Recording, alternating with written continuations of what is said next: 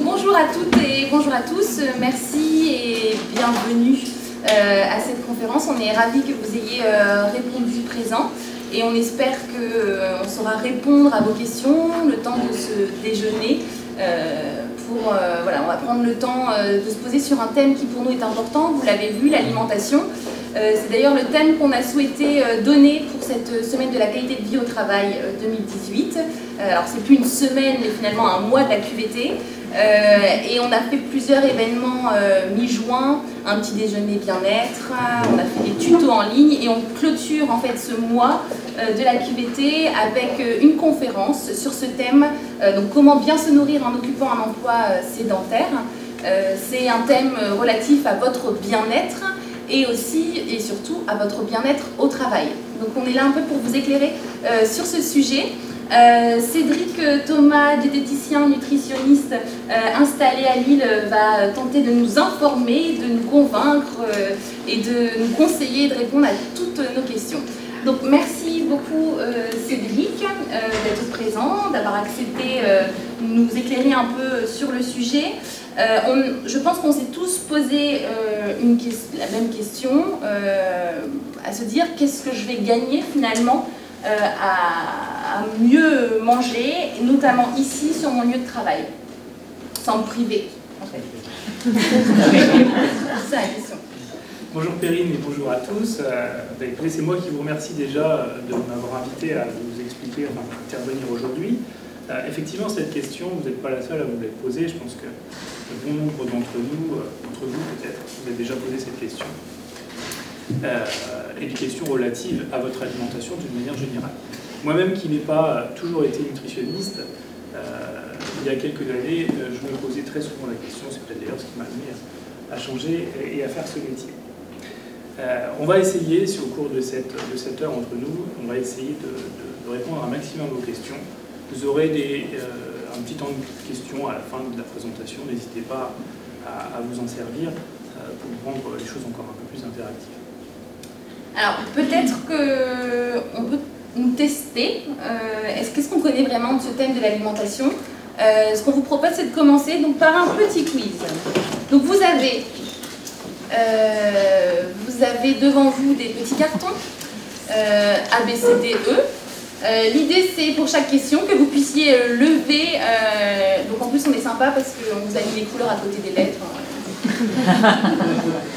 Très vite. Et pour ceux qui sont à distance, n'hésitez pas aussi à participer via le chat, en mettant vos lettres. Et Bruno, qui est à la technique, nous dira un petit peu la tendance à distance. Alors, première question. Les féculents, c'est réponse A, une fois par jour, réponse B, 2 fois par jour, réponse C, à chaque repas, selon l'appétit. Alors, petite précision, c'est des recommandations, hein. Pas forcément ce que vous faites vous, mais quelles sont les recommandations officielles en termes de féculents? Alors, on a du C, on a du A, on n'a pas de B, donc personne... Si, il y a Marie. Il y a Marie-Aude, 2 fois par jour. À distance aussi, il y a 2 B. À distance, il y a 2 B. Alors, on passe tout de suite à la réponse. Alors, c'était les bleus qui ont gagné à chaque repas.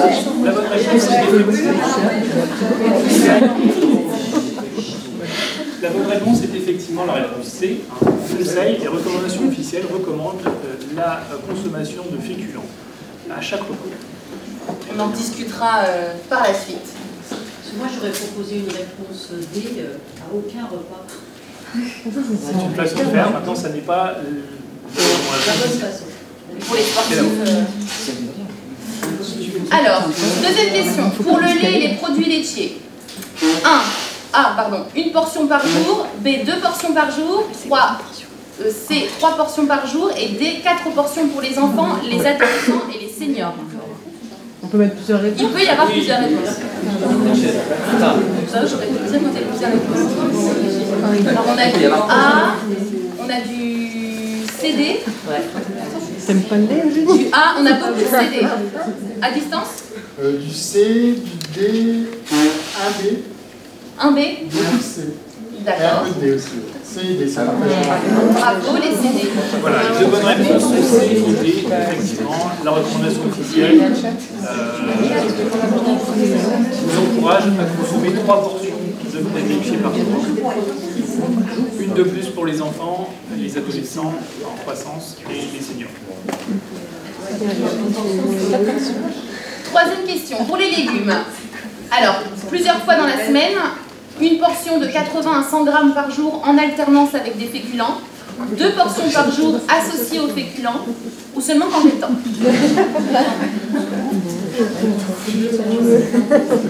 Je vois pas là-bas.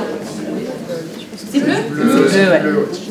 On n'a que du bleu. Ah non, on a du jaune et du bleu. Et À distance que du bleu. que du bleu, que du C, donc 2 portions par jour. Oui.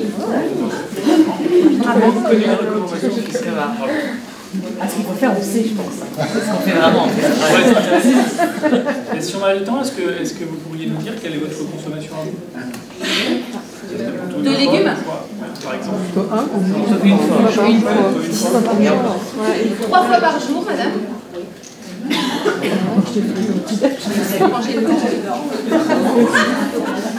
Alors, allez, 4e question. Un verre, pas une, un verre 200 ml de jus d'orange 100% pur jus contient, selon vous, environ 5 g de sucre, soit un morceau de sucre, environ 10 g de sucre, soit 2 sucres, environ 15 g de sucre, soit 3 sucres, ou plus de 20 g de sucre, soit plus de 4 sucres. C'est ça, 100% pur jus. Hein. Celui qu'on presse. Peu importe, ce que vous voulez. Celui qu'on presse. Un jus de bonne qualité, que vous pressez ou vous ne pressez pas, mais un jus de bonne qualité. Alors, on a un peu de tout. C'est joli. Donc, on a à distance. Majoritairement du D, Du D. et un peu de B. Donc, comme si c'était plus de 4 sucres. Et là, on a du 3 sucres et du 2 sucres. Et on n'a pas de 1 sucre. Si, on a un sucre. Si, on a. Alors, j'espère. Réponse. Eh bien, faux, malheureusement. La bonne réponse, c'est 20 grammes, entre 20 et 25 grammes. Mais donc, c'est un verre de soda? Alors, c'est l'équivalent. C'est l'équivalent effectivement d'un verre de soda. Hein, à contenance identique, vous avez exactement la même quantité de sucre dans un jus d'orange que dans un soda classique. Il y a d'ailleurs certains jus riches qui vont être plus sucrés. Si on prend le jus de pomme, le jus d'orange, par exemple, le jus d'ananas, pardon, qui vont être plus sucrés à quantité identique que les sodas. Une grenade, pardon. Jus de grenade. Un peu moins sucré, mais enfin, c'est pas très très différent.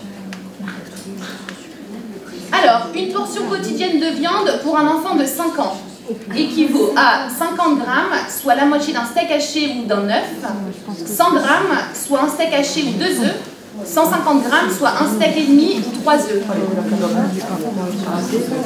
J'ai pas bon, j'ai là? Non, mais violet, c'est c'est pour voir Non, mais s'il y a des violets, c'est des A. Merci. Pardon. Alors, on a beaucoup de A. On a majoritairement du A et un peu de jaune, un peu de œufs et un steak haché. Réponse? Réponse A, effectivement. Et à distance? J'insiste bien, c'est les besoins quotidiens de la journée d'un enfant.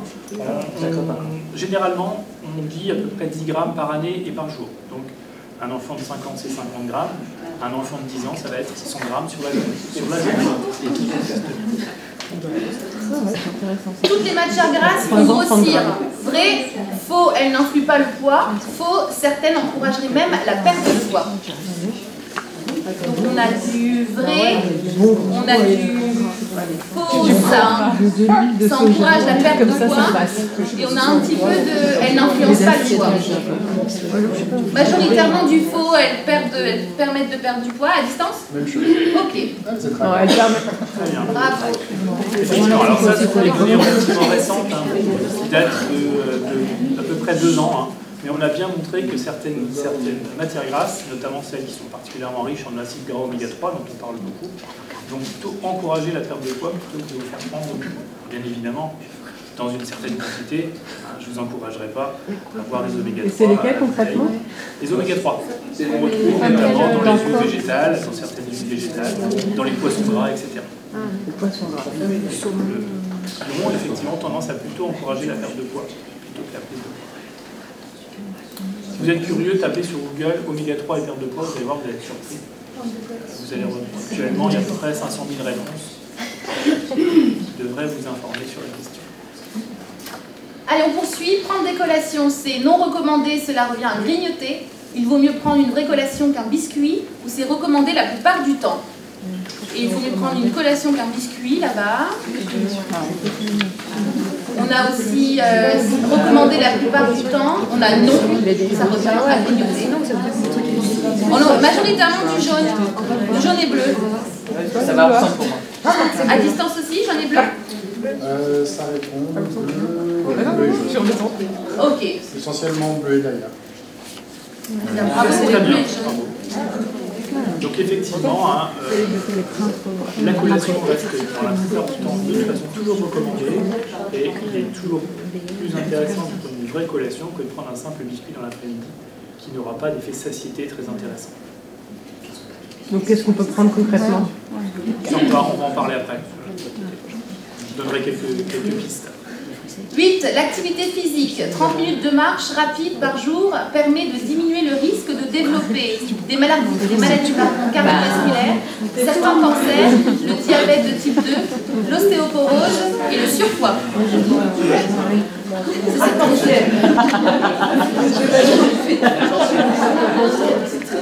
C'est très joli, hein. Alors, on a de tout et on a personne qui met pas de tout. Ah, t'as pas mis quoi? Sauf Pascal, vous avez tout mis? Oui. Ah oui, je pensais que... Donc tout mis, tout le monde, à part donc le diabète de type 2, pour certains. Bah non. Effectivement, on aurait pu mettre, et on aurait probablement dû en mettre un bien plus. Effectivement, l'activité physique a tout un tas de bienfaits que nous allons pouvoir détailler ici. Mais vous parlez que 30 minutes de marche. 30 minutes. 30 minutes. Ce qui est recommandé aujourd'hui, officiellement, encore une fois, c'est 30 minutes d'activité physique active. Voilà. Pas forcément du sport, pas une torture, on peut se torturer, Ouais, voilà. mais effectivement, 30 minutes de lèche-vitrine serait peut-être pas forcément suffisant.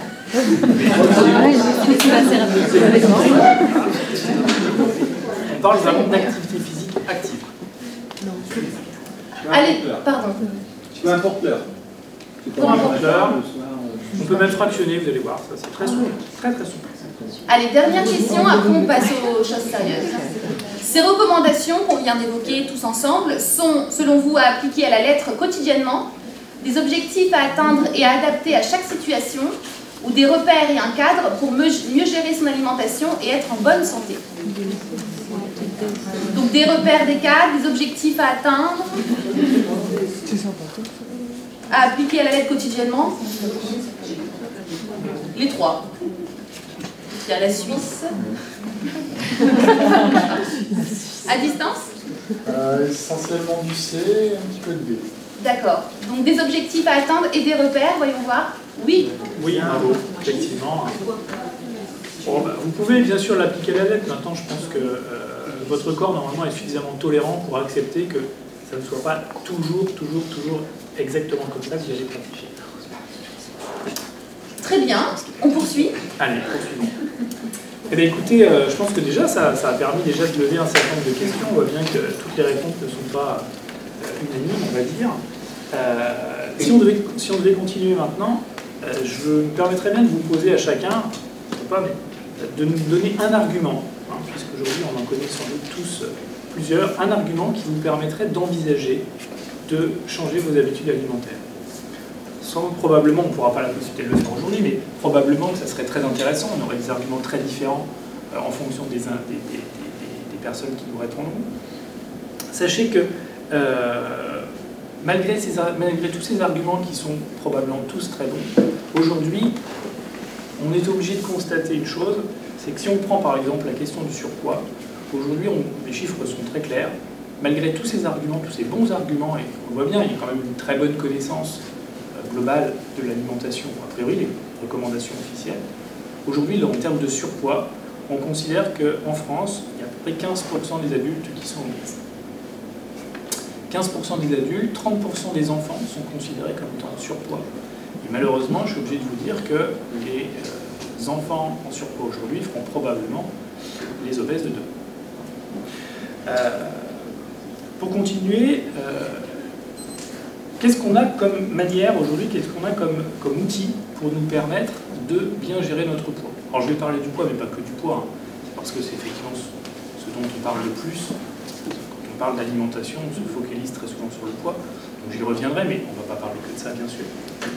Mais qu'est-ce qu'on a aujourd'hui pour nous aider à lutter contre la prise de poids et maintenir un corps parfaitement sain, en bonne santé, etc. Là, vous avez deux choses, et uniquement deux choses. D'une part, l'alimentation, et bien évidemment l'activité physique.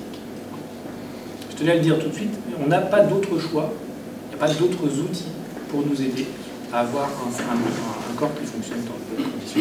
Il n'y a pas le sommeil? Alors, si.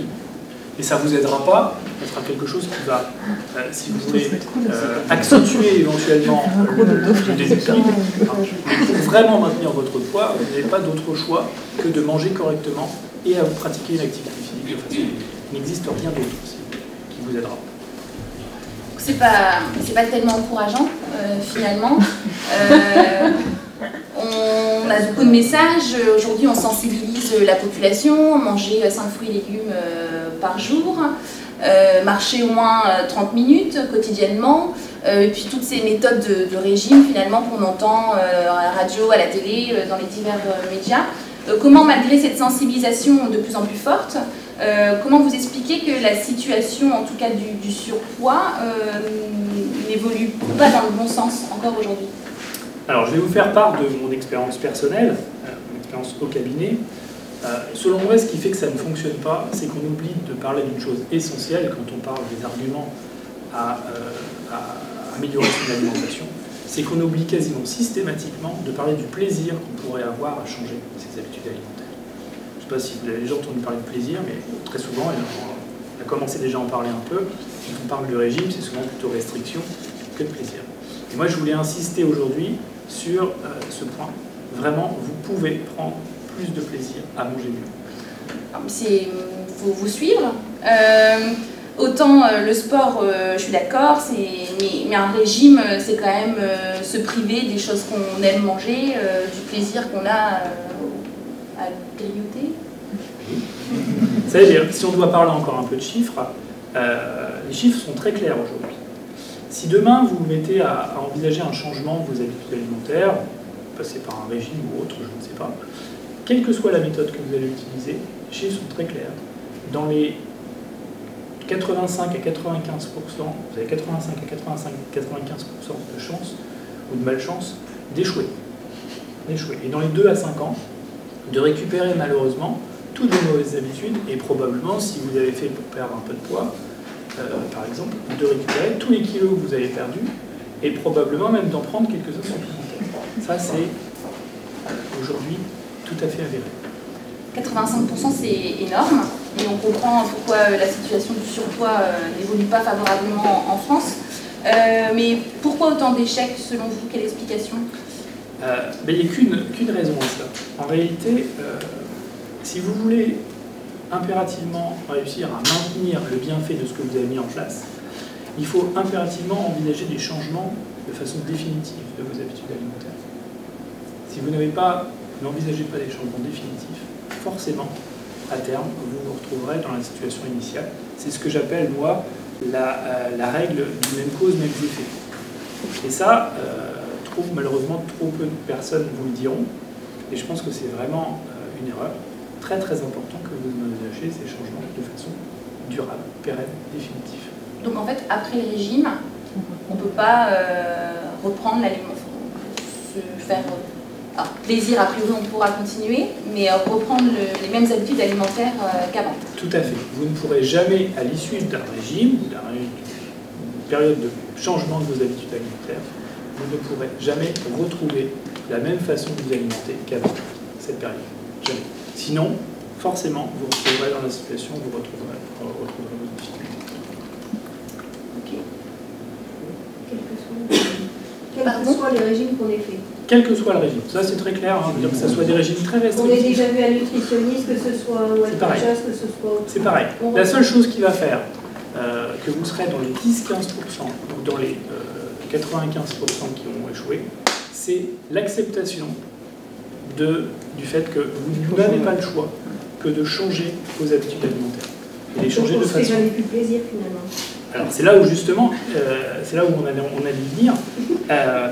Est-ce que vous pensez que moi qui suis nutritionniste, je serais capable de vous dire, madame, vous venez me voir, je vous promets pendant les 30-40 prochaines années de votre vie, vous ne pourrez plus jamais vous faire plaisir. Pensez-vous que quelqu'un pourrait un jour adhérer à ce discours? Peut-être un masochiste. Mais je ne sais pas, vous, est-ce que vous adhéreriez à ce projet? Bah, j'avais un but pour perdre des kilos, que j'ai perdu. Mais maintenant, bon, j'avais 2 mariages, donc il fallait pour m'aider à perdre des kilos. Mais maintenant que c'est passé, bah, j'ai envie de remanger certaines choses.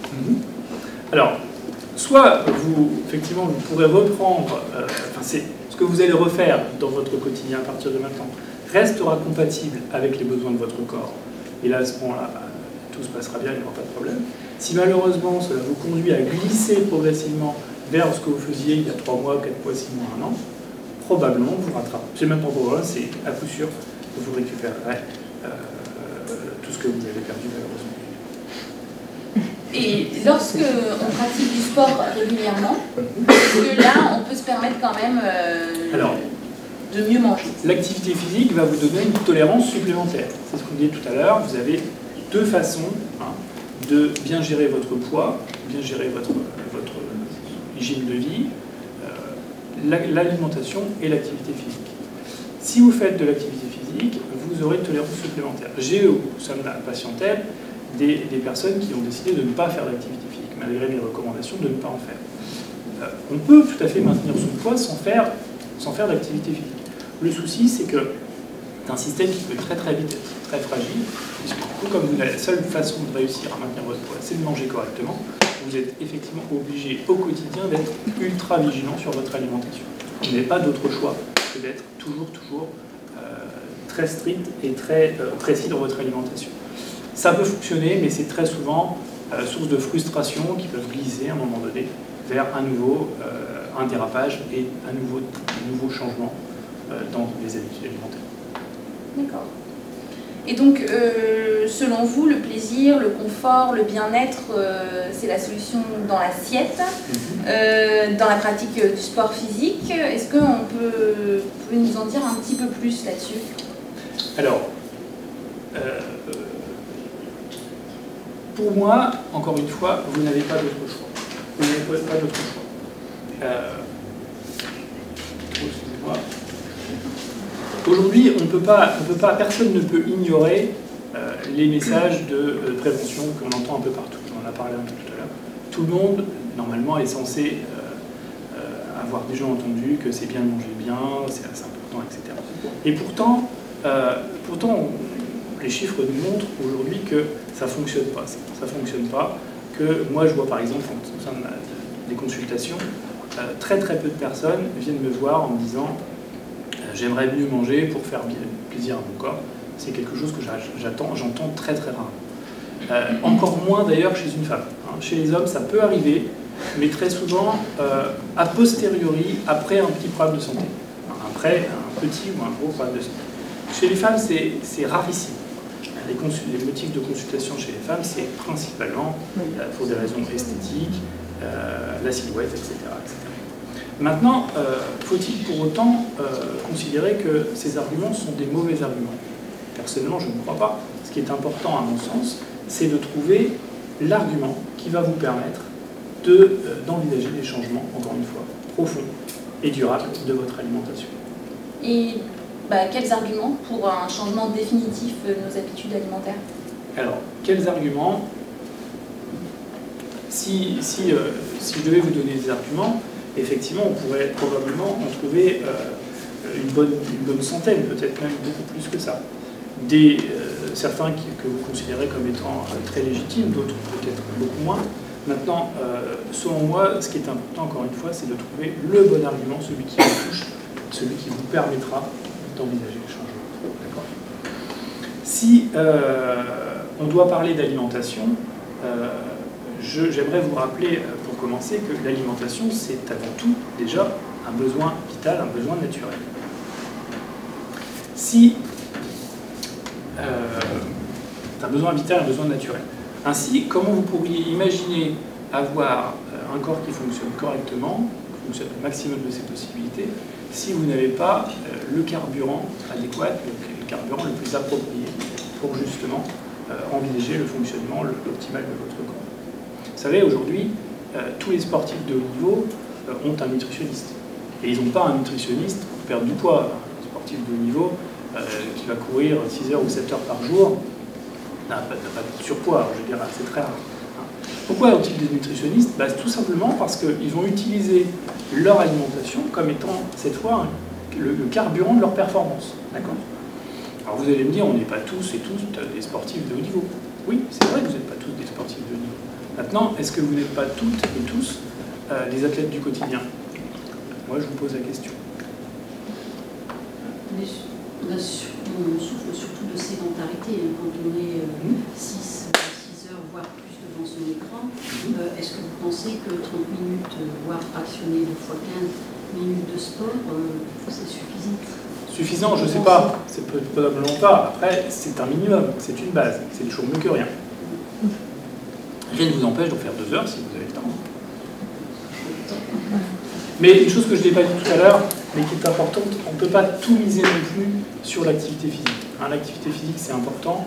Maintenant, on pourrait... Il y a des gens qui gèrent leur poids uniquement avec l'activité physique et qui mangent à côté de ça, pas de façon très équilibrée.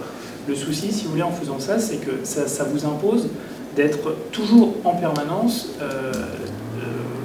de maintenir cette activité physique en permanence.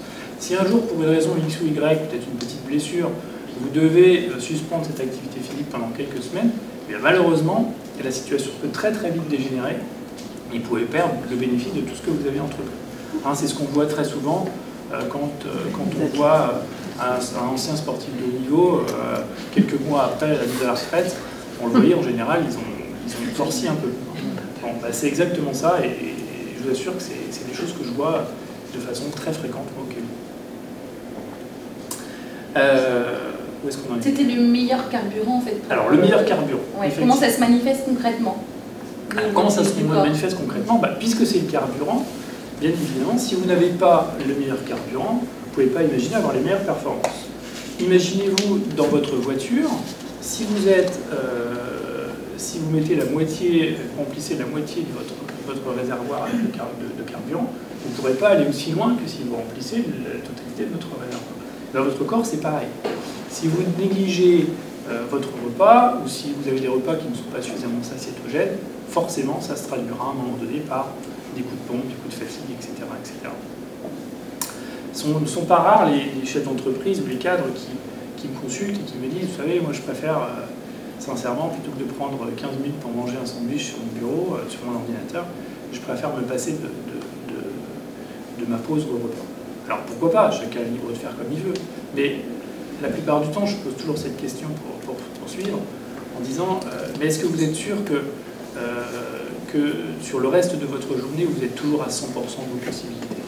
Et je vous assure que la réponse, dans 99% des cas, est toujours la même. Mais non, effectivement, ça n'est pas possible. Il y a quand même des moments de la journée où je sens des coups de fatigue, je sens une baisse de la vigilance, j'ai plus de mal à trouver des idées, etc., etc.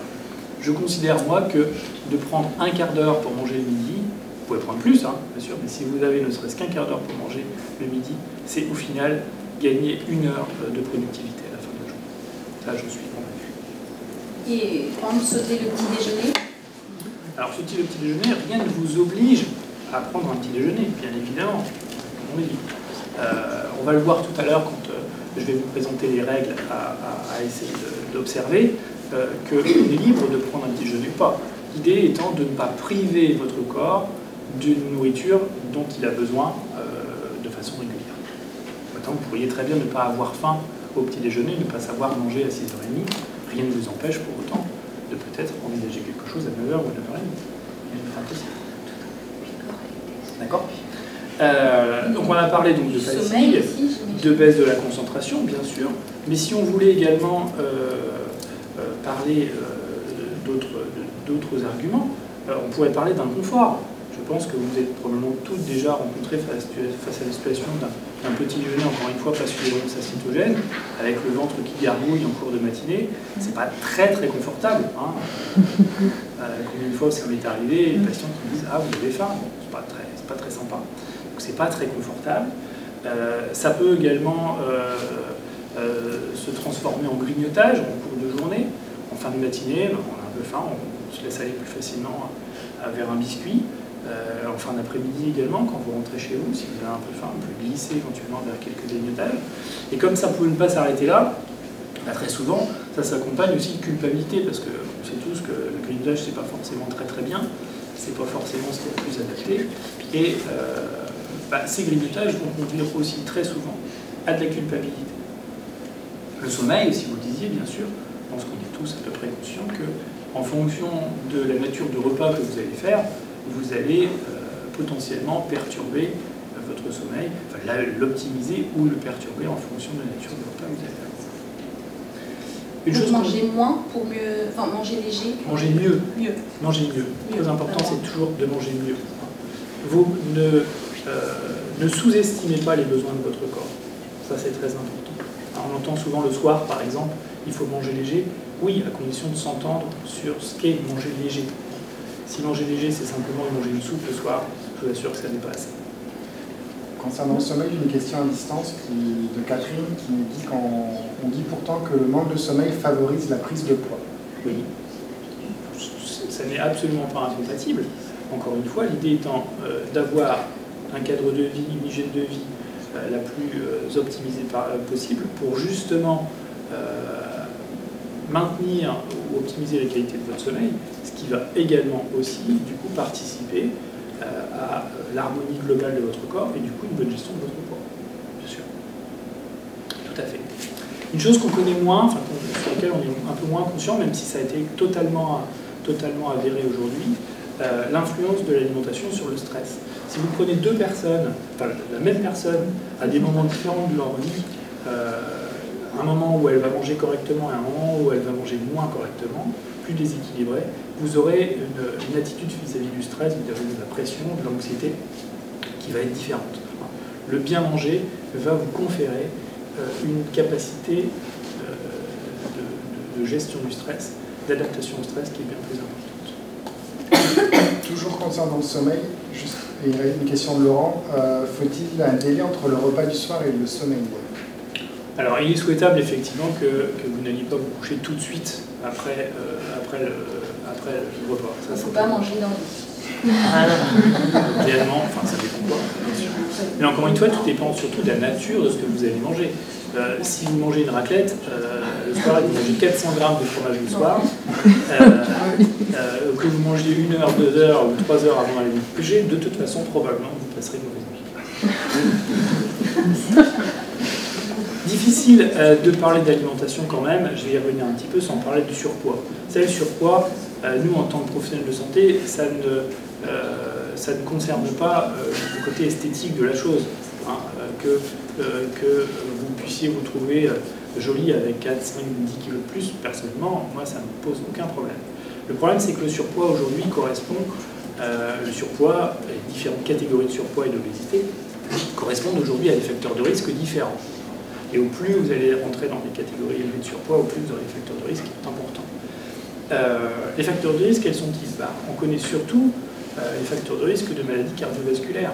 Je vous rappelle aujourd'hui qu'un décès sur 2 est lié à une maladie cardiovasculaire. Les infarctus, les AVC, etc., etc. Ce qui représente à peu près 170 000 décès par an en France. C'est quand même énorme. Un petit peu moins sévère encore que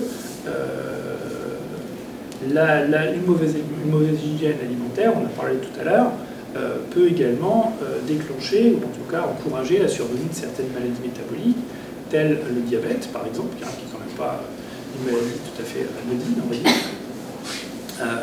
Les perturbations du bilan biologique, le cholestérol, les triglycérides, etc. La crise de goutte également, qui va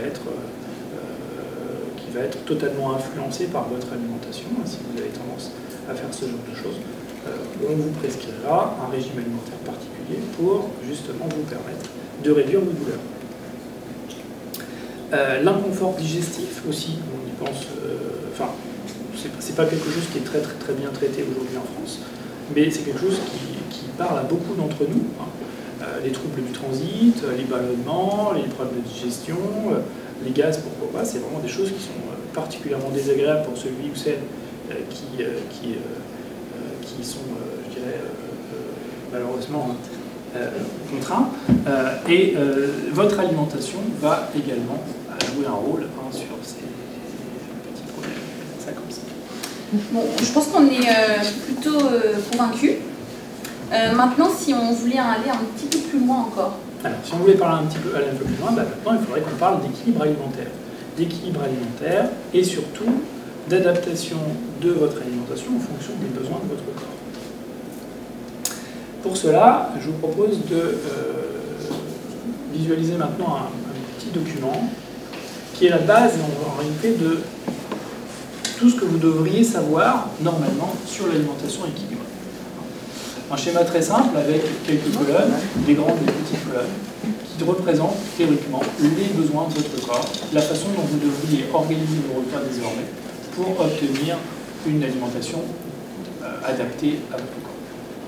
Alors comment ça fonctionne? Oui, vous avez des grandes colonnes, des petites colonnes. Je m'assurais que tout le monde voit. Les grandes colonnes sont bien évidemment les colonnes les plus importantes, et si vous regardez bien, la première étant le groupe des fruits et des légumes. Attention, une petite nuance selon moi entre les fruits et les légumes. Quelle différence entre les deux? Vous savez tous. On en parlait tout à l'heure dessus. Pourquoi je vous dis ça? Simplement parce que, à cause de la concentration de sucre, vous aurez une tolérance beaucoup moins importante sur les fruits que sur les légumes. Alors, c'est assez rare que j'ai des gros consommateurs de fruits. Ça peut arriver, mais enfin, c'est relativement rare. En revanche, ça l'est beaucoup moins sur des produits comme les jus de fruits dont on a parlé tout à l'heure. Vous imaginez que si vous encouragez vos enfants à prendre un verre de jus de fruits le matin, voire peut-être un deuxième pour leur donner les vitamines, qu'ils soient en forme pour aller à l'école, etc., et puis vous les encouragez éventuellement à en boire un troisième quand ils rentrent de l'école à 4 heures, vous encouragez vos enfants à consommer une quinzaine de sucre déjà sur la journée, rien qu'avec ça. Ce qui fait que ça peut compliquer largement la journée. Donc attention à la consommation de jus de fruits, de compotes, etc. Toujours dans des quantités quand même bien contrôlées. Deuxième colonne, quasiment aussi importante, un tout petit peu moins haute que la première, mais selon moi aussi importante que la première, le groupe des féculents. Alors, les pâtes, le riz, la semoule, les légumes secs, vous connaissez ça très bien. Les légumes secs, très intéressants, les lentilles, les haricots rouges, les flageolets, etc. On trouvera aussi le quinoa, on trouvera la pomme de terre, bien sûr. Très très important. Et le document est très clair, encore une fois, comme tout à l'heure, à chaque repas. À chaque repas, et même j'ajouterai moi, à chaque repas et à satiété. Voilà. Troisième colonne, les produits laitiers. La recommandation, encore une fois, on l'a dit tout à l'heure, c'est à peu près 3 par jour. Fromage compris. Le fromage est un très bon produit laitier, malheureusement, vous le savez, un peu gras, donc à consommer quand même dans des quantités bien contrôlées. Mais vous pouvez tout à fait, dans le cadre d'une alimentation équilibrée, consommer du fromage tous les jours, ça n'a absolument aucun souci. Si vous respectez bien les quantités adaptées. Mais pas le soir. Bien sûr, si. La seule chose, pour être tout à fait honnête avec vous, exactement, votre corps a effectivement une tolérance pour les produits gras le soir un petit peu moins importante. Donc effectivement, soit vous êtes très gourmand en fromage et je vous encouragerai à le manger le matin, bien sûr, là votre corps aura toute la liberté de l'utiliser tout au long de la journée. Maintenant, si vous préférez manger du fromage le soir, libre à vous, ça n'a absolument aucun problème, mais restez dans des quantités bien contrôlées. C'est tout. quatrième et dernière colonne de ce que j'appelle les aliments fondamentaux, les 4 premiers fondamentaux, la viande, le poisson et les œufs. Et là, vous voyez, c'est très très important. On voit bien qu'on est sur la colonne, la dernière colonne, je dirais, les aliments fondamentaux, juste avant les aliments plus accessoires que sont les matières grasses, les produits sucrés, les produits alcoolisés, etc. Là, le document n'est pas très très clair. On nous dit entre 1 à 2 fois par jour. Alors bien évidemment pour moi, mais peut-être pas pour vous, qu'est-ce qui va définir si c'est 1 ou si c'est 2? Malheureusement, ça n'est pas vos goûts ou vos envies, c'est en réalité vos besoins. Toujours très très important de mettre en relation votre alimentation avec les besoins de votre corps.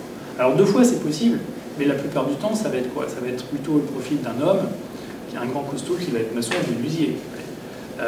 Si on parle d'une femme qui a un travail plutôt sédentaire, il est fort probable que les besoins ne soient pas de 2 fois par jour, mais d'une seule fois. Et qu'est-ce qui se passe justement si on en consomme plus? Alors, très bonne question, puisque là, en réalité, on parle des besoins de votre corps. Comprenez bien que tout ce qui ne sera pas utilisé par votre corps sera forcément stocké. Tout ce que vous pouvez, vous avez la liberté de manger plus que ce qui est prévu là, bien évidemment, mais tout ce qui ne sera pas utilisé, tout ce qui ne sera pas prévu, sera de trop et sera forcément stocké quelque part. Et sur les protéines, du coup, stocké, ça ne produit pas. De la même manière. Vous savez, dans votre corps, malheureusement, on n'a pas 50 façons de faire des réserves. La seule manière de faire des réserves, c'est en faisant du gras. Alors, à des endroits différents, peut-être. Chez les hommes, chez les femmes, on peut avoir des endroits différents. Mais la seule façon pour votre corps qu'il est de stocker l'énergie en trop, c'est de faire du gras. Il n'y a pas d'autre solution. Donc, pour quelqu'un qui est sédentaire, qui ne fait pas de sport, on mange de la viande ou du poisson du midi, le soir, vous mangez quoi? Que des légumes? Alors, libre à vous de l'organiser comme vous voulez. Vous pourriez très bien vous dire, puisque je veux absolument en manger 2 fois, je vais manger une petite fois le midi, une petite fois le soir. Ça reste acceptable, si vous voulez. Ou alors, effectivement, selon moi, peut-être plus intéressant encore, pour de multiples raisons, envisager pourquoi pas un repas sans viande le soir. Simplement, organiser, vous le voyez bien, organiser autour du féculent et du légume. C'est vraiment une habitude. C'est des recommandations. Encore une fois, c'est des recommandations, bien sûr. Bien sûr. Mais c'est vraiment un rythme à prendre. Vous savez, si vous imaginez l'alimentation de vos grands-parents il y a 40 ou 50 ans, il est fort probable que vos grands-parents ne mangeaient pas de la viande 2 fois par jour.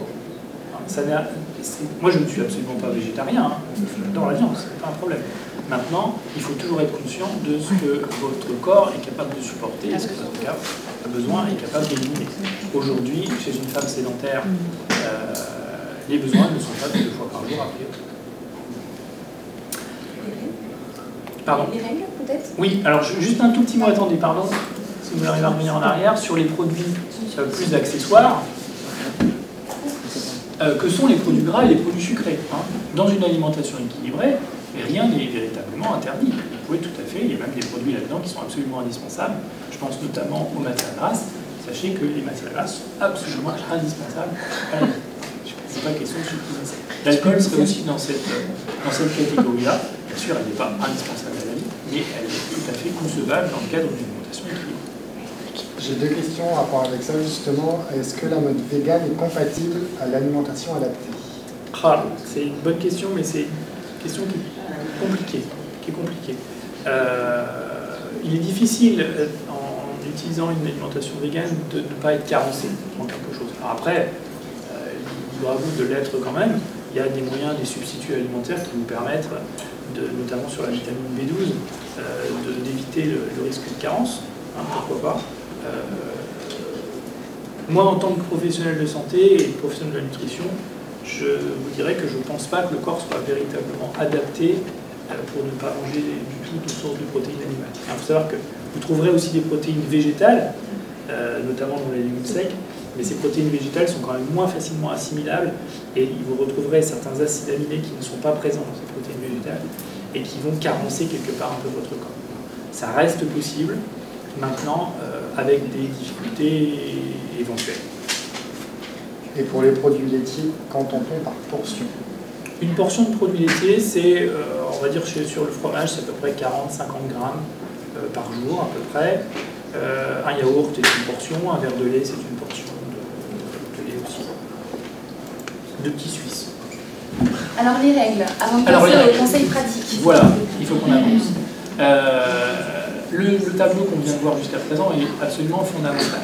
Si déjà vous avez ça en tête, vous avez déjà une grosse partie des informations qui vous permettent de gérer votre alimentation. Maintenant, si vous voulez que ça fonctionne, il faut aussi que cela soit organisé selon 5 règles, ce que j'appelle les règles d'or, absolument indispensables à votre quotidien. La première, on l'a dit, dans une alimentation équilibrée, il n'y a rien d'interdit. Tout est possible. Mais tout est une question de fréquence et de quantité. Ayez toujours ça en tête, fréquence, quantité. Les frites, par exemple, tout le monde dit les frites, c'est pas très bon, ce que j'entends en consultation. Personnellement, j'ai absolument rien contre les frites, j'adore les frites. Maintenant, qu'est-ce que vous voulez en faire? Est-ce que vous voulez manger 3 grosses assiettes de frites 3 fois par semaine au restaurant d'entreprise? Ou est-ce que vous allez en manger une portion raisonnable une fois tous les 15 jours lorsque vous aurez envie de vous faire plaisir? Ça ne sera pas du tout la même réponse pour votre corps, pas du tout les mêmes conséquences. Donc toujours raisonner en termes de fréquence et de quantité.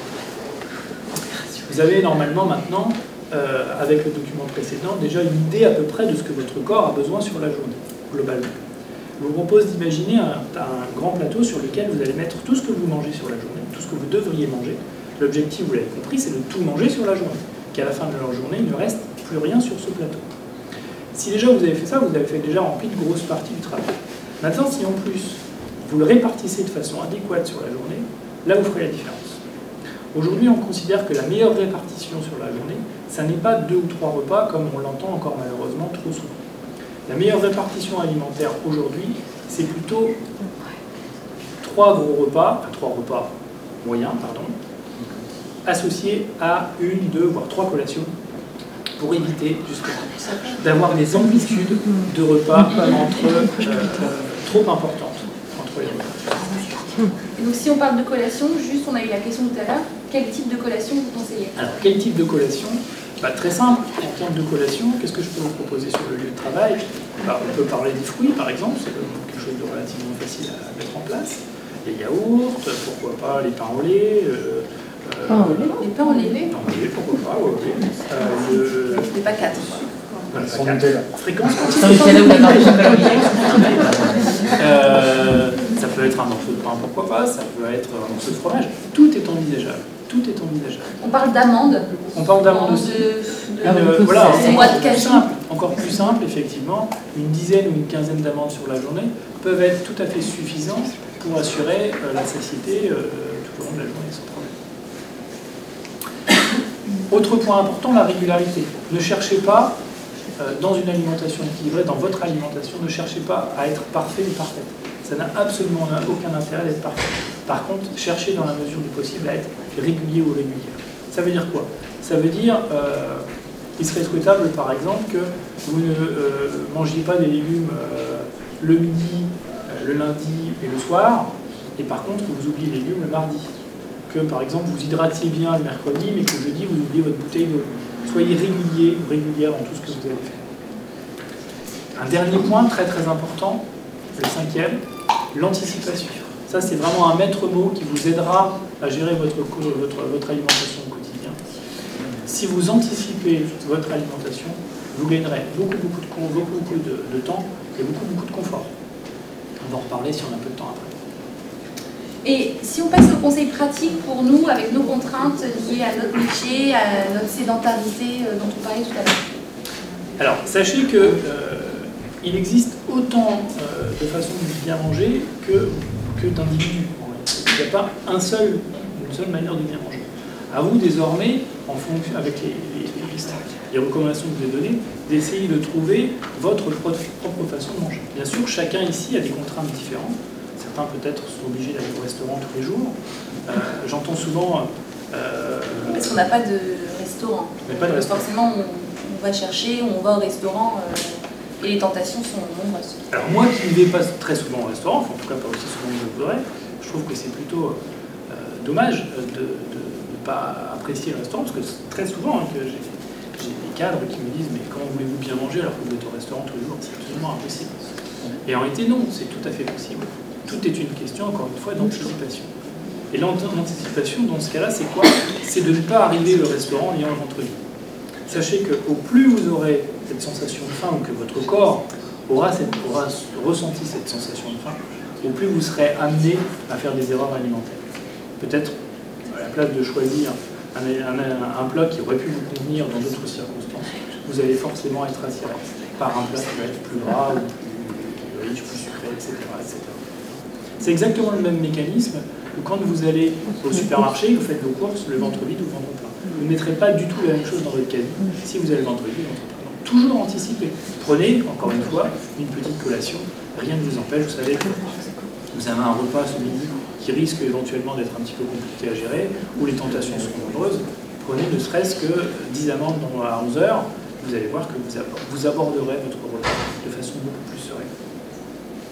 Au niveau de l'hydratation, au niveau de l'hydratation, très très important, bien sûr. L'hydratation, c'est précisé dans le document. Sachez que votre corps, c'est à peu près 70% d'eau. Vous ne pouvez pas avoir un fonctionnement de votre corps idéal, optimisé, si vous n'avez pas une hydratation suffisante. Les besoins d'eau sont considérés comme étant autour de 1,5 litre à 2 litres par jour, hein, sur des périodes normales. Quand une période de canicule, ça peut être un peu plus. Si vous avez une activité physique intense, ça peut également être un peu plus. Mais les besoins sont de l'ordre d'à peu près 1,5 litre à 2 litres par jour. Tenez compte de tout type d'hydratation, bien évidemment. Si vous prenez du lait, ça va compter dans l'hydratation. Du café, du thé, c'est l'hydratation. De la soupe le soir, par exemple, ça peut aussi être considéré comme l'hydratation.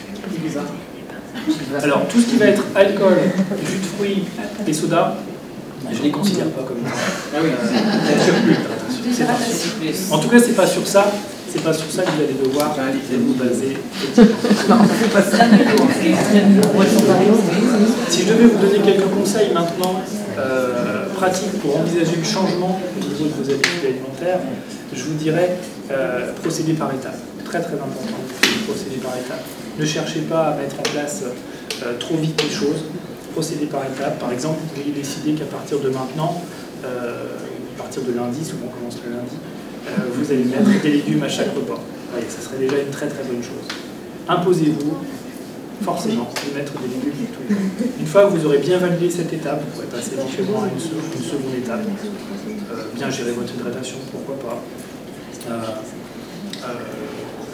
Peut-être que le soir, on peut, quand on fait des légumes, en faire beaucoup pour en avoir toute la semaine. Oui.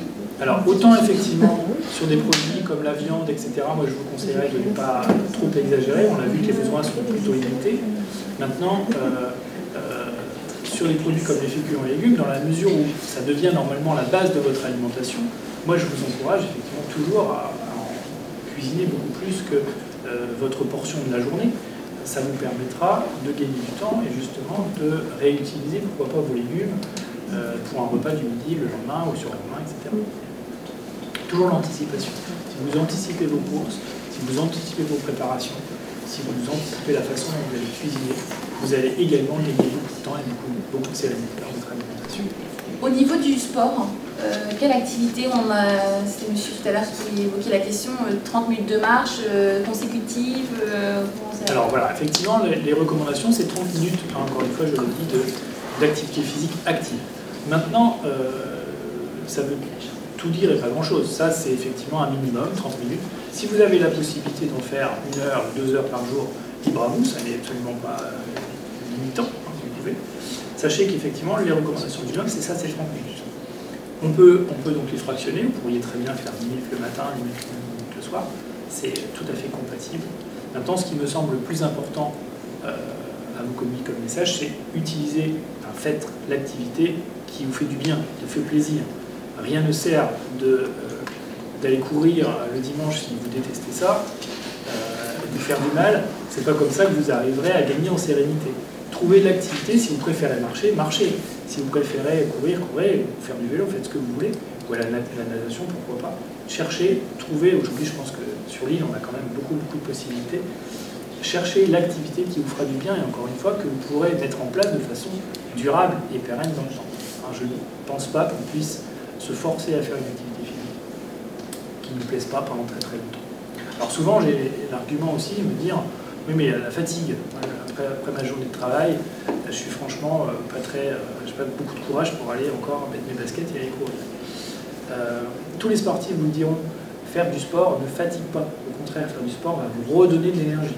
Donc cet argument selon moi malheureusement, ne tient pas. Autre argument qu'on va pouvoir me donner aussi, c'est le manque de temps. Vous savez, avec les enfants, le boulot, la famille, j'ai pas beaucoup de temps pour m'accorder à faire du sport. Ça, c'est souvent un argument féminin d'ailleurs. Nous, chez les hommes, on a beaucoup moins de mal souvent à se faire plaisir. C'est sûr. On s'autorise beaucoup plus facilement de prendre un petit peu de temps pour soi. Maintenant, si vraiment vous ne trouvez pas le temps de le faire, rien ne vous empêche de vous garer un peu plus loin sur le parking, de descendre à la station de métro avant, ou de monter les escaliers. Ça n'est absolument pas au contraire, plutôt intéressant. Je vous encourage à le faire. Maintenant, posez-vous toujours la question en termes de plaisir. Est-ce que vous ne prendrez pas plus de plaisir à vous accorder 30 minutes pour aller marcher dans un parc le midi, par exemple, lors de votre pause déjeuner, plutôt que de monter 15 fois les escaliers du Crédit Mutuel? Et c'est par exemple pour aller à la gare, on est à 10 minutes de la gare, certains prennent le métro, de République à la gare, alors pourtant on ne peut pas se faire, c'est en ligne droite. Et puis ça prend 10 minutes, donc peut-être se dire que le matin et le soir on enlève le métro, ben on a déjà 20 minutes, après si on marche très lentement on peut mettre une demi-heure. Oui, mais c'est une marche active. C'est une marche active. C'est une marche active. Voilà. Sincèrement, je ne suis pas certain que il faudrait faire l'essai, mais je ne suis pas certain que vous mettiez beaucoup plus de temps dans le métro. Le temps de descendre au métro, attendre le métro, remonter. Et je suis assez convaincu, sauf si le jour il pleut à verse, mais comme il ne pleut jamais ici, on n'a pas de problème, que vous prendrez plus de plaisir. Vous prendrez plus de plaisir à être à l'air, à être dans les rues, à profiter aussi de ce qui nous entoure. On n'a vraiment pas du tout. Ok, merci. J'ai deux questions. Ouais, justement, on allait passer aux questions. À moins que vous ayez quelque chose à rajouter. J'ai juste un tout petit mot terminer. encore, et puis après, on va passer aux questions. Puisque vous êtes prêts et prêtes maintenant à peut-être envisager des changements de vos comportements alimentaires, peut-être même de reprendre une activité physique, je serais même tenté de vous dire allez plus loin aussi. Hein. Ayez une démarche encore plus globale dans l'amélioration de votre bien-être et de votre hygiène de vie. N'hésitez pas, par exemple, à prendre soin de votre intestin. Aujourd'hui, l'intestin, on le sait tous, le deuxième cerveau, c'est quelque chose d'absolument indispensable. Vous ne pouvez pas avoir un corps qui fonctionne bien si votre intestin ne fonctionne pas. Donc, si vous avez des troubles de ce côté-là, tenez-en compte et faites-vous soigner, hein, parce qu'il y a des choses qui existent. Le stress, également, combien de personnes je croise en consultation qui me disent « ouais, mais le stress ». Il existe aujourd'hui, on est tous soumis au stress, je pense que c'est quelque chose de normal. Maintenant, il existe aussi des choses, aujourd'hui très faciles, très simples, qui ne coûtent pas très cher, pour vous permettre de vous apaiser et justement de gérer votre stress de façon plus adéquate. Je pense notamment à la sophrologie, la méditation, la respiration, etc. Le yoga, pourquoi pas. Ce sont de très très bonnes techniques pour justement... Et la sieste. Et la sieste, pourquoi pas. Tout ce qui vous fera du bien. Mettez en place tout ce qui vous fera du bien et qui reste compatible durablement avec votre activité du quotidien, bien sûr. Voilà le schéma, le message que j'aurais voulu transmettre. Je pense qu'on est convaincus, en tout cas. Moi, je suis. J'espère. J'espère que vous aussi. Est-ce que vous avez des questions à distance? Il y en a déjà. Peut-être on va juste répondre à la question à distance. Alors, question de Grégory. Est-ce que vous connaissez l'appli mobile Yuka? Est-ce que vous en pensez? Alors, l'appli mobile, oui, je connais bien. C'est une bonne application selon moi, qui est relativement fiable, qui donne des bonnes informations. Qui calcule les calories? On pense Non, c'est plutôt, on l'utilise un peu, mais on l'utilise surtout pour obtenir des informations sur la qualité nutritionnelle des produits et sur leur composition, éventuellement certains produits, certains additifs, etc., qui peuvent être nocifs. Je pense que c'est une très bonne application que je vous recommande d'utiliser. Maintenant, prenez ça aussi avec beaucoup de recul. Il s'agit de comparer des produits comparables, si vous voulez. C'est évident que si vous regardez l'application Yuka sur certaines matières grasses, on va vous dire que c'est en rouge. Bien sûr, ça reste gras, c'est de l'huile. Vous ne pouvez pas comparer de l'huile sur Yuka et un yaourt nature, ça n'est absolument pas le même produit. Donc prenez ça avec beaucoup de recul, mais effectivement, en ce qui concerne surtout la présence d'additifs potentiellement nocifs, etc., je pense que c'est un très bon outil. Ça s'écrit comment? W-Y-C-K. c'est quoi Ça vous donnera, si vous voulez, si vous avez l'habitude d'utiliser une certaine matière grasse, une certaine margarine par exemple, vous scannez le code barre et ça vous donnera, ça vous dira si la matière grasse est de bonne qualité, nutritionnelle et surtout s'il n'y a pas trop d'additifs dedans.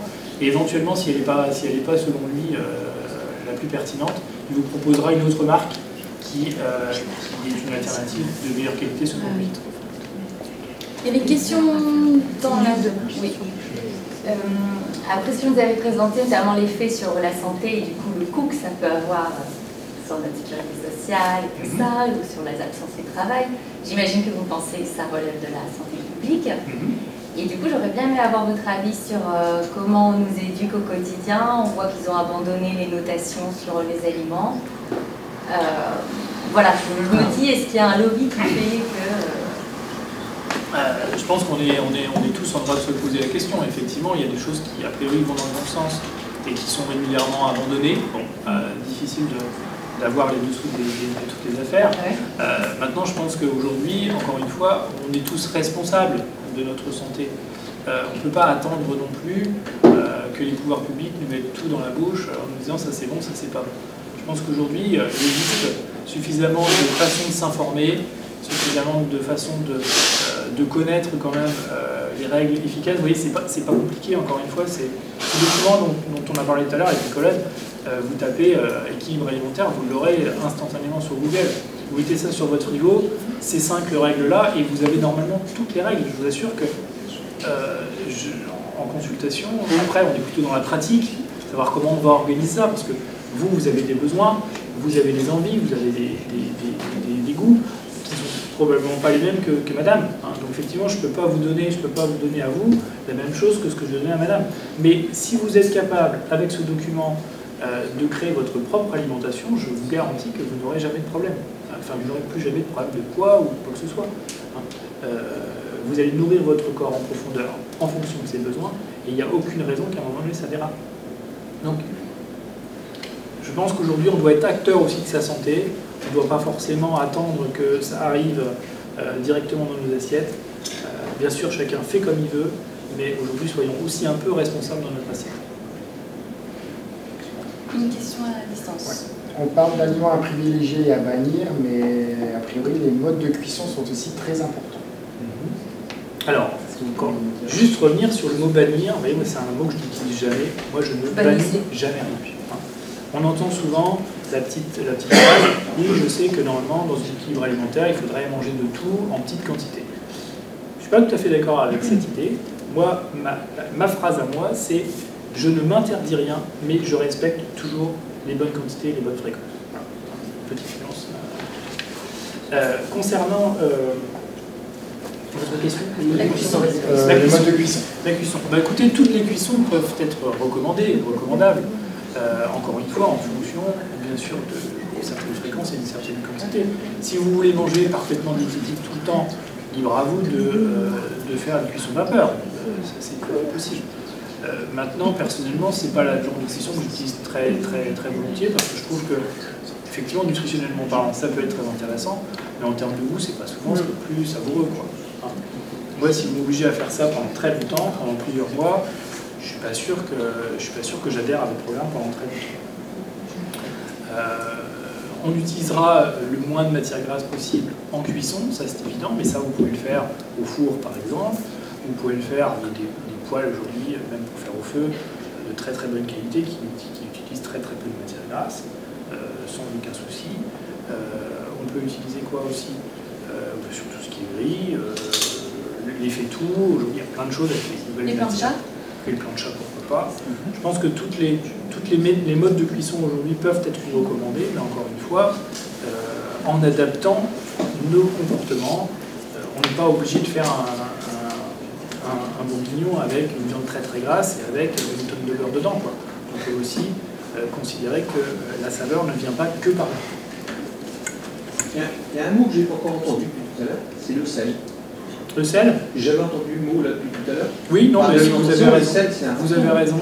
Effectivement, bah, on ne peut pas tout dire, mais c'est vrai que le sel, la recommandation que je vous donnerais, c'est n'en abusez pas, c'est tout. Hein. Le sel, c'est absolument indispensable à la vie aussi.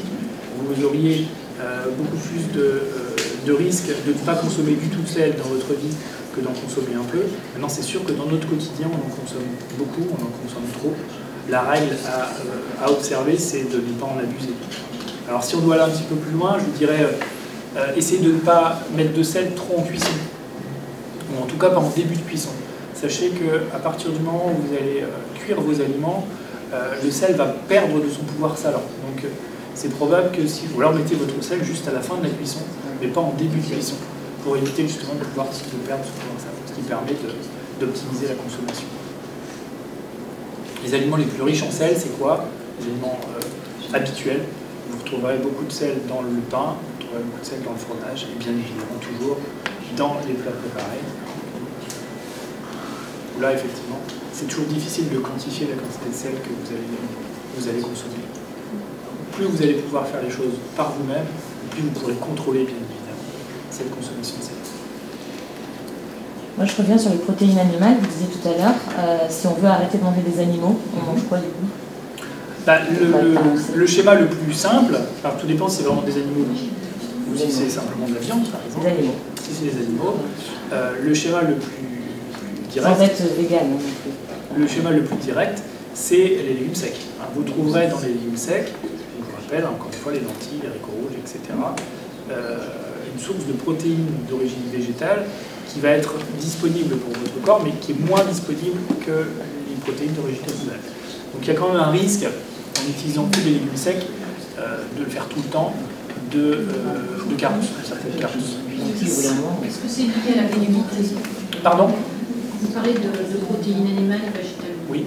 Est-ce qu'on peut compenser le manque de protéines végétales par Tout dépend du cas en fait. Si effectivement vous êtes comme madame, si j'ai bien compris, attiré par une alimentation sans viande, vous pouvez toujours consommer des produits laitiers par exemple, ou des œufs. Donc là, vous allez retrouver éventuellement les protéines, enfin, les acides aminés que vous ne trouverez pas dans ces protéines végétales, dans ces produits-là. Si maintenant, dans le cas très précis de l'alimentation végane, où là il n'y a absolument ni œufs, ni produits laitiers, etc., vous n'arrivez pas à retrouver.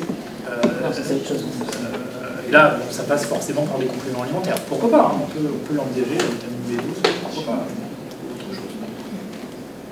Une alimentation végétarienne reste aujourd'hui possible. Végane, ça me semble plus compliqué. On avait une question là-bas. Moi j'ai deux questions en fait. Quel est notre avis sur les sodas light et comment est-ce que le transforme dans l'intestin? Ah, alors les soda light, selon moi, ça. Alors, encore une fois, c'est difficile de répondre de manière très franche à votre question. Tout dépend encore une fois du cas. Il faut vraiment ça au cas par cas. Si vous me dites, j'adore les sodas et je consomme une fois par semaine, par exemple, je vais tenter de dire, prenez un soda normal, ça n'a absolument aucun intérêt de prendre un soda light. Bien évidemment, si vous en buvez 1 litre par jour, je serais tenté de vous dire, prenez quand même un soda light. Ça sera quand même plus intéressant. Maintenant, sachez que soda light, Coca light par exemple, c'est effectivement bien noté 0 calories, 0 sucre. Mais ça n'est absolument pas marqué 0 conséquence sur votre poids et sur votre santé.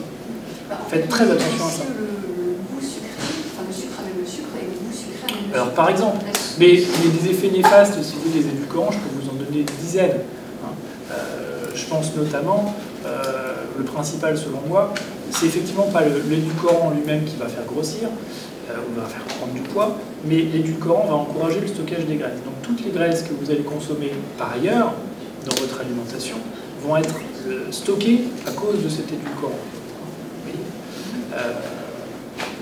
C'est beaucoup plus agressif aussi pour les dents. On sait que l'émail des dents est beaucoup plus attaqué par les soda light, donc ça n'a selon moi pas beaucoup d'intérêt. C'est très rare que je recommande les soda light et les produits light d'une manière générale. Maintenant, effectivement, sur les gros consommateurs, pourquoi pas. Mais ce que j'aimerais dans ce cas-là plutôt encourager, c'est une réduction globale de la quantité et se faire plaisir plus occasionnellement, mais avec des produits de meilleure qualité. Juste avant dernière question, comment je prends soin de mon intestin? Alors l'intestin, qui est le deuxième cerveau. Très très important, je vous l'ai dit tout à l'heure, de prendre soin. Alors ça serait trop compliqué de vous répondre comme ça. ça passe par des techniques, alors soit par certains régimes qui vont identifier ce qui peut être à l'origine de votre problème, éventuellement de certaines intolérances, ça c'est possible. Mais surtout, c'est rééquilibrer la flore intestinale qui est très souvent malheureusement perturbée par le stress, par l'environnement, par certains médicaments, etc. Qui fait que votre flore intestinale aujourd'hui, qui est normalement quelque chose de parfaitement équilibré au sein de votre organisme, peut à un moment donné se déséquilibrer et encourager la survenue de ces problèmes dont vous parlez. Et comment on fait pour la flore ? Il faut consulter. Il faut consulter parce que, bon, on parle beaucoup de probiotiques aujourd'hui. Maintenant, sachez que tous les probiotiques ne doivent pas être utilisés n'importe comment. Les probiotiques, vous savez tout ce que c'est. Ce sont faits pour des bactéries que vous avez normalement naturellement dans votre intestin. On va réensemencer au fur et à mesure. Maintenant, il faut prendre un certain nombre de précautions, il ne faut pas faire n'importe quoi. Et je vous conseille quand même toujours de prendre conseil auprès de professionnels qui s'y connaissent si vous voulez espérer avoir des résultats efficaces. Oui, alors ma question c'était par rapport au cours du métier. Souvent, certains de vos collègues sont un peu sceptiques sur le lait de vache en recommandant de le limiter. Alors moi je ne fais pas partie de ces personnes-là. Je reconnais tout à fait qu'effectivement certaines personnes peuvent avoir développé des intolérances alimentaires aux produits laitiers, c'est quelque chose de relativement fréquent. Maintenant, je ne considère pas que tous les adultes ne sont pas faits pour consommer du lait de vache. S'il y a un doute, effectivement, j'encourage à la mise en place de tests, on peut faire des choses pour vérifier si effectivement il y a un problème de tolérance. Maintenant, je ne fais pas partie des personnes qui suppriment systématiquement le lait de vache.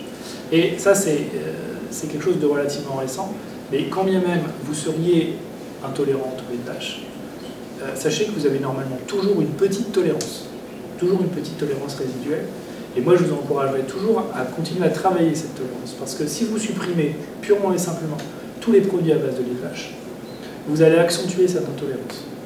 Et il est probable que le jour où malheureusement vous devrez consommer ne serait-ce qu'une petite quantité, parce que vous serez invité, il y aura un gâteau, etc., un petit peu de crème, je ne sais pas quoi, là vous allez, votre problème va prendre des conséquences considérables. C'est pareil pour le gluten C'est pareil pour le gluten. Sauf dans les cas très très rares, heureusement, de maladie cœliaque, qui vraiment là on n'est plus sur de l'intolérance, on est vraiment sur des allergies alimentaires où là effectivement la consommation de gluten est totalement proscrite jusqu'à la fin de votre vie. Mais les intolérances dont on parle beaucoup aujourd'hui, ces fameuses modes de régime sans gluten, encore une fois, qui peut chez certaines personnes avoir un intérêt. Je ne suis surtout pas en train de critiquer ce genre de choses. La seule chose que je veux dire, c'est que ne croyez pas qu'on est tous faits pour ne pas manger de gluten, ou en tout cas que le gluten est forcément un poison pour tout le monde. Je pense pas que ça soit vrai. Personnellement, je ne pense pas que ça soit vrai. Maintenant, ça n'est que mon avis personnel. Vous pouvez nous donner quelques conseils pour la façon de manger? Façon de manger. C'est-à-dire est-ce qu'il faut manger vite ou doucement? Ah oui, alors bien sûr, oui, c'est vrai qu'on n'a pas abordé. L'intérêt, effectivement, de prendre un minimum de temps, ne serait-ce que pour la satiété. Vous savez que votre corps votre cerveau va intégrer l'information que vous avez mangée en 30 à 40 minutes à peu près. C'est sûr que si vous avalez votre repas en moins de 10 minutes, il est fort probable que votre cerveau n'ait pas totalement intégré l'information. Et du coup, ça va se répercuter sur les repas suivants. Si votre cerveau n'a pas intégré l'information qu'il a mangée, il vous poussera probablement à consommer plus sur les repas suivants pour compenser, alors que vous avez mangé tout à fait correctement. Donc effectivement, bien mâcher, prendre le temps de manger dans la mesure du possible, reste toujours le plus important, recommandé. Après, sur la fréquence des repas, on l'a dit tout à l'heure, entre 4, 5, 6 prises alimentaires, l'idéal étant, selon moi, de ne jamais dépasser 3h30, 4h grand maximum, sans prendre un minimum quelque chose. La collation vous aidera, encore une fois, bien sûr, ça peut être confortable, ça peut être agréable sur l'instant, mais la collation vous aidera surtout à préparer le repas suivant. Ayez toujours ça en tête. Parfois, on me dit à 5h, j'ai pas faim, j'ai pas envie de prendre une collation à 5h, vous me forcez à prendre une collation, franchement, j'en ai pas envie. Oui, mais comment vous êtes quand vous êtes à 19h quand vous rentrez chez vous? Ah bah là, je suis affamé. voyez. La collation de 17 h va vous aider à bien anticiper le repas suivant. Et la place du pain, est-ce qu'on peut par exemple manger un légume, un morceau de pain et remplacer le féculent? Oui, bien sûr. Hein, le pain constitue une source de féculents, hein, tout à fait. Alors vous pouvez même faire mieux que ça éventuellement. Vous pourriez très bien dire je mange des légumes bien sûr, mais je mange un peu de féculents et je mange un peu de pain. Si vous voulez manger du fromage le soir, on en parlait tout à l'heure, rien ne vous empêche effectivement de manger votre légume, un peu de pâte et pourquoi pas conserver une tartine de pain pour manger un morceau de fromage. Et là vous avez quelque chose qui est tout à fait acceptable, tout à fait optimisé pour le fonctionnement de votre corps. Très bien, on n'a plus de questions. Merci, on a débordé un petit peu, mais on avait commencé un peu en retard. Donc, désolé. Bon après-midi à tous. Mettez en œuvre ces conseils. On espère que ça vous a plu.